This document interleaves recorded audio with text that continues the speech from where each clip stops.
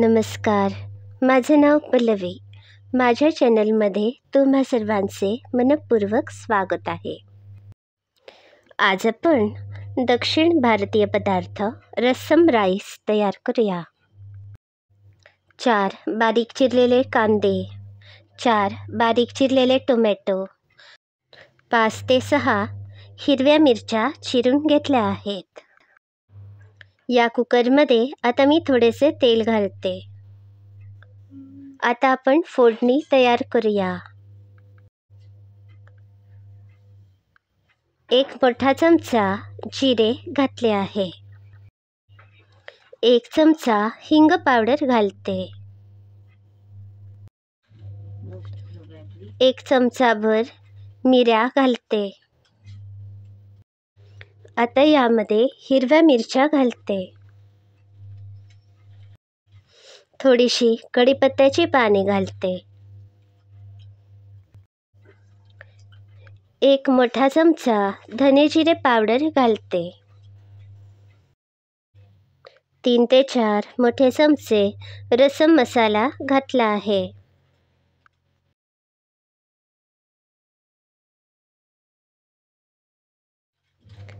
दोन चमचे तिखट घालते. तिखटाचे प्रमाण तुमच्या आवडीनुसार कमी अधिक करू शकता. 1 चमचा हळद घातली आहे. आता ही फोडणी तयार आहे. यामध्ये हा चिरलेला कांदा आणि टोमॅटो घालूया. कांदा आणि टोमॅटो फोडणीमध्येच चांगले परतूया. गॅसवर मंद आचेवर ते मध्यम आचेवर हे कांदा टोमॅटो परतूया. हे बघा, आता कांदा आणि टोमॅटो चांगले परतून घेतले आहेत. अर्धी वाटी तूर डाळ घेतली आहे. अर्धा किलो सोना मसुरी तांदूळ घेतले आहेत. तूर डाळ आणि तांदूळ एकाच पातेल्यात घालते.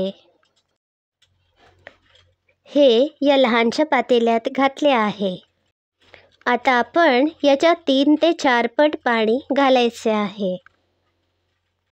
जर एका वाटीत डाळ आणि तांदूळ मावले असतील तर 3 ते 4 वाट्या पाणी तुम्ही घालू शकता.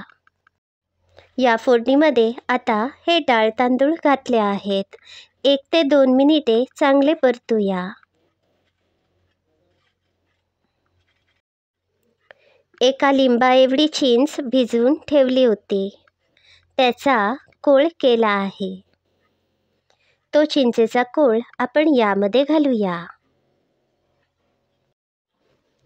चिंचेचा कोळ रसम राईसला घातल्यामुळे याला चव खूपच छान येते. मी पुन्हा एकदा चांगले ढवळते. आता ही 3 पातेली भरून पाणी घालते. रसम राईस करताना पाणी जरा जास्तच घालायचे. यामुळे हे तांदूळ अगदी मऊसर शिजतात आणि याला चवसुद्धा खूपच छान येते. मी पुन्हा एकदा चांगले ढवळले आहे. आता चवीप्रमाणे बारीक मीठ घालते. 1 वाटीभर चिरलेली कोथिंबीर घातली आहे.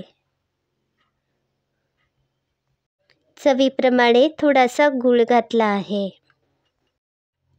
7 ते 8 लसणीच्या पाकळ्या घालते. लसूण बारीक चिरूनसुद्धा घालू शकता. आता आपण कुकरच्या 3 ते 4 शिट्या काढूया. आता 4 शिट्या मी काढल्या आहेत. कुकरची वाफ गेल्यावरच आपण कुकरचे झाकण बाजूला काढायचे आहे. आता रसम राईस तयार आहे. रसम राईस सर्व्ह करताना त्यावर तूप वाढा. आज मी रसम राईससोबत फणसाचे पापड आणि कच्चा कांदा सर्व्ह केला आहे. तुम्हाला आजची रेसिपी कशी वाटली याचा अभिप्राय नक्की कळवा. अशाच नवनवीन आणि सोप्या रेसिपी बघण्यासाठी माझ्या चॅनलला नक्की भेट द्या. याबरोबरच माझे चॅनल सबस्क्राईब करा, शेअर करा. धन्यवाद. हे रेसिपी व्हिडिओ तुमच्या सर्व मित्रमंडळींना फेसबुक आणि व्हॉट्सअपमधून शेअर करू शकता. त्यांनासुद्धा माझे चॅनल नक्की सबस्क्राईब करायला सांगा.